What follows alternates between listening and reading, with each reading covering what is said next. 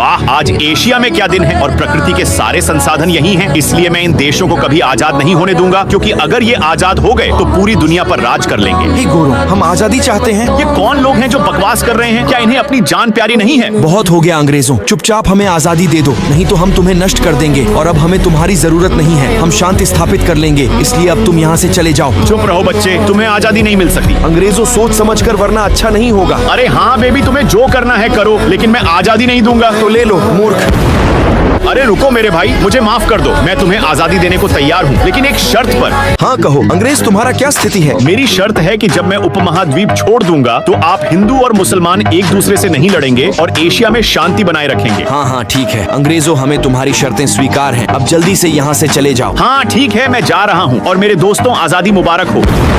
वाह, अब हम एक आजाद देश हैं। अरे बधाई हो मेरे भाइयों, लेकिन सावधान रहना, चीन जैसे बुरे अंकल भी हैं। अरे ब्रिटेन, तुमने क्या किया? तुमने उन्हें आजादी क्यों दी? अरे चुप रहो मूर्ख, हिंदू और मुसलमान कभी एक नहीं हो सकते। ये मेरी एक चाल थी। अब देख मैं उनके साथ क्या करता हूँ। हाँ बताओ, अब तुम क्या करोगे? देखो, उपमहाद्वीप में दो तरह के लोग रहते हैं और मैं इस मौके का फायदा उठाकर उन्हें दो हिस्सों में बांट दूंगा और उनके बीच कलह की ऐसी जड़ बो दूंगा कि ये लोग कभी एक नहीं हो पाएंगे। लेकिन ये सब करने से क्या फायदा? अरे मूर्ख, ये महाद्वीप एशिया का सबसे बड़ा देश है और यह प्राकृतिक संसाधनों से समृद्ध है। अगर हमने ऐसा नहीं किया तो यह दुनिया का सबसे शक्तिशाली देश बन जाएगा और हमें गुलाम बना देगा। इसलिए हम इसे छोटे छोटे हिस्सों में बांट देंगे, विभाजित हो जाएंगे और जब वे हमेशा के लिए अलग हो जाएंगे तो वे एक दूसरे के साथ व्यापार नहीं कर पाएंगे और उनकी शक्ति कम हो जाएगी तथा वे कभी विकास नहीं कर पाएंगे। अब अपने बदबूदार मुंह के साथ यहाँ से चले जाओ। ठीक है, चलो मेरे दोस्तों, अब थोड़ा आराम करते हैं क्योंकि हमें बहुत कुछ करना है। चलो ठीक है मेरे भाई। अरे पाकिस्तान, तुम्हारा दिमाग तो ठीक है, तुम भारत से दोस्ती क्यों कर रहे हो? तुम उसे अपना गुलाम बना सकते हो क्योंकि उपमहाद्वीप में तुम्हारी संख्या अधिक है और उसकी कम, और इस कारण तुम पूरे उपमहाद्वीप पर शासन कर सकते हो। अरे हाँ मेरे दोस्त, मैं ये भूल गया था और मुझे याद दिलाने के लिए आपका बहुत बहुत धन्यवाद। और अब मैं जाता हूँ और पूरे उपमहाद्वीप पर शासन करता हूँ। चीन ने अपना काम कर दिया, अब मेरी बारी है। अरे भारत बेवकूफ, तू क्या कर रहा है? तू पाकिस्तान से दोस्ती क्यों कर रहा है? पाकिस्तान को अपना गुलाम बना लो और पूरे एशिया पर राज करो, वरना वह तुम्हें अपना गुलाम बना लेगा और पूरे उपमहाद्वीप पर राज करेगा। हाँ, ब्रिटेन सही कह रहा है। मैं अभी जाऊंगा और पाकिस्तान को अपना गुलाम बनाऊंगा।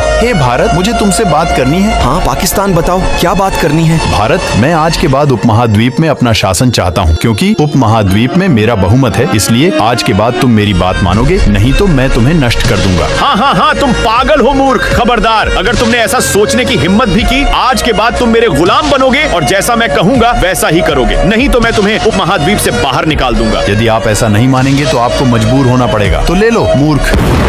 बच्चे, तुम्हारी हिम्मत कैसे हुई अपने पिता पर हमला करने की? मूर्ख।